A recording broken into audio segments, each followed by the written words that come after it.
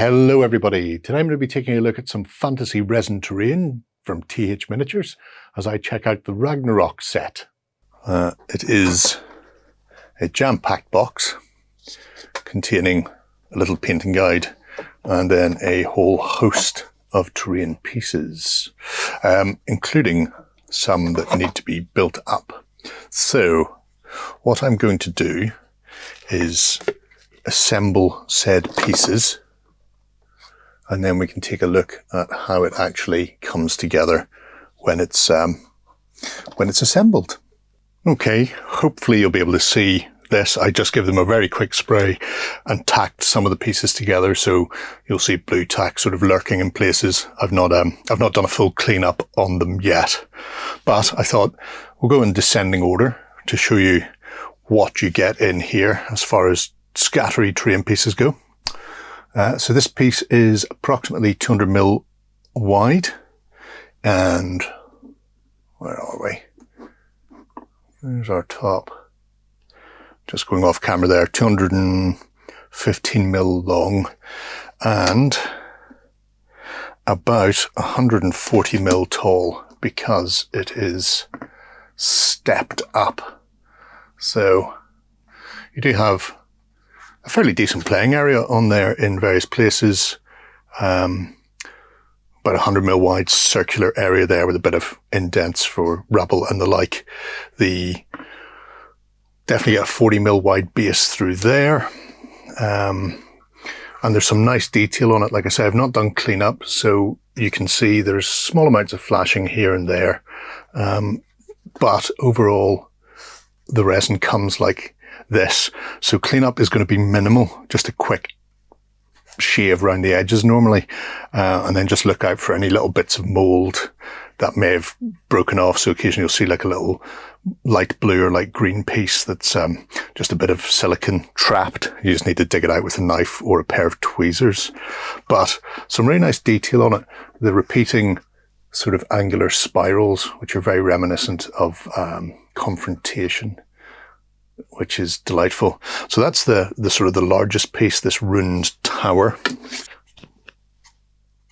Next up, we have just a nice little flat piece, roughly 160mm at its widest point, and the base is 140mm, and it has a depth of about 15mm on it, relatively flat, but to break up large areas of board so you don't just have a continuous green lawn to play across. I like these. They're nice set-on pieces that just give you a feeling of the in-world without having to go to all the hassle of making a full board or putting a full mat down, that sort of thing. So incidental terrain. It doesn't even have to have any gameplay effect. You don't need to make this a feature that's going to hinder people or that sort of thing. You can just have it as a flat playing area without it being featureless and barren, which is nice. The last of our large pieces, which is actually a tumbling pillar. And I will say these, I've only tacked them together. These are all individual. There's some nice detail on the pillars themselves, cracks and grain and that sort of thing, but there's detail on the top pieces. So you don't have to stack this up 3 high. You could in fact keep those separate and have them in other places around the table, or maybe even have it falling off. It's up to you, but it is designed to be built up. And if I actually pop those back on just for a moment, the pillar itself is 80mm tall, while our terrain piece itself is 175 by approximately 100mm. So 3 fairly substantial pieces of decaying structure, ruined palace, temple, whatever, steps and columns here, there and everywhere, which matches the original Rune Kickstarter range that Terry has very nicely indeed.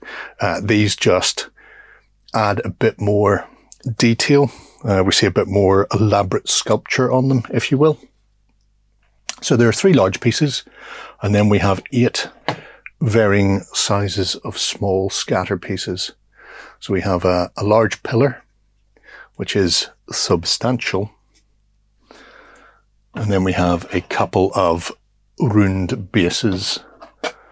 So these are sort of square. They all have the sort of, I'm going to call it Rackham knotwork on it. The angular spiral motif comes across again and again.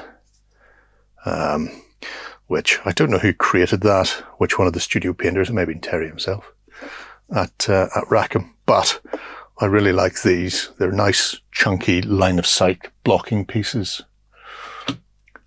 We have a couple more round pillars after the squares. One that is completely toppled. Again, just something a bit different from a set of barrels or a wall. And then a plinth still in situ. So I mean, together that could be one piece that's just toppled over, or they could be on totally opposite sides of the board. There really is a great amount of flexibility in this set, and I do really like the I really like the spirals. I should paint those onto my Wolfen. We have a few wall sections. So the wall sections are a bit rough and ready, and they're fairly chunky pieces. So when these were sculpted, obviously 28mm is in mind, but with so many people playing things like Age of Sigmar and Confrontation is coming back, and it was always on the sort of larger size anyway, sort of 30 or 32mm anyway. These are substantial. If you put a human 28mm figure beside them, they may look monumental, cyclopean in stature. But when you have those larger figures, your Sigmarines or werewolves or whatever it happens to be, then the robust scale helps dramatically. I like these walls where it looks like this is plaster that's fallen off, and in the inside there are a lot of dry stone, smaller pieces. Or if you want to think that these were majestic, huge runic work, stonework, then perhaps these smaller dry stone pieces are infill, where people have tried to reinforce gaps that have appeared. It's entirely up to you and how you paint it, I suppose. Most of these pieces are chunky, so you're looking maybe 8 centimeters long. Some of them are about 5 to 6 centimeters tall. The big upright pillar was about 9 centimeters. So they are robust, substantial pieces of terrain, and remarkably free from air bubbles. I imagine I'll find some when I give it a proper clean and a proper prime, but with them being pressure cast, they will be minimal. And I have to say, the detail has taken beautifully on these. There are a couple of little remaining pieces. There's a tiny little brick, a slab that's fallen from somewhere, just a little incidental piece. And then one of my favourite parts is this little lion's headed fountain. So if you are rocking paladins from Alahan, then you can see who used to own this place. But if you're playing things like Frostgrave or games like that, Rangers of Shadowdeep, and you're just looking for some old ruins of an ancient vanished civilization, then these are absolutely cracking. So those are the pieces. Like I say, 3 large and then 8 smaller scatter pieces. And I use the term smaller quite wrongly for some of these. But it also comes with this little painting guide, which is in French and English, and uses standard paint names. So raw umber, dark chocolate, zinc, slate grey, lamp black. It's relatively easy to track down what those are.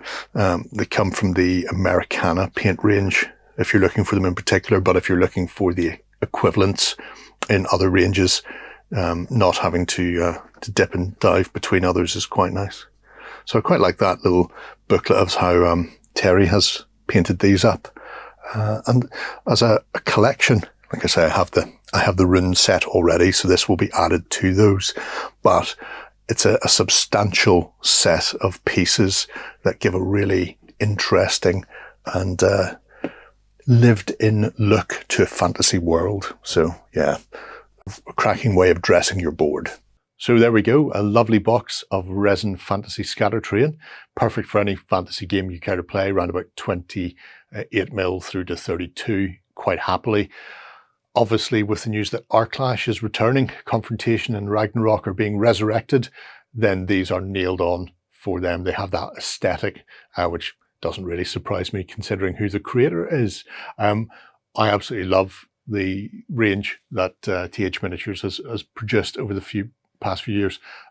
They're really diverse settings as well. So you can have a jungle-based terrain, you can have desert-based terrain, you can have runic sort of medieval fantasy style buildings like these, or you can have your frost cities that have been frozen solid, lava. They're all there. All of these very heavily themed settings, which means if you've got a particular region you want to play within, or a particular army you want to put a set of terrain together for, there's something in there that will do the job. And these are just beautiful and paint up a treat to boot. But let me know what you think below, folks. Until next time, bye-bye. Go ahead and check out our other content on screen now. And while you're at it, why not hit subscribe and remember to ding our dong. Go on, you know you want to click it. Go on.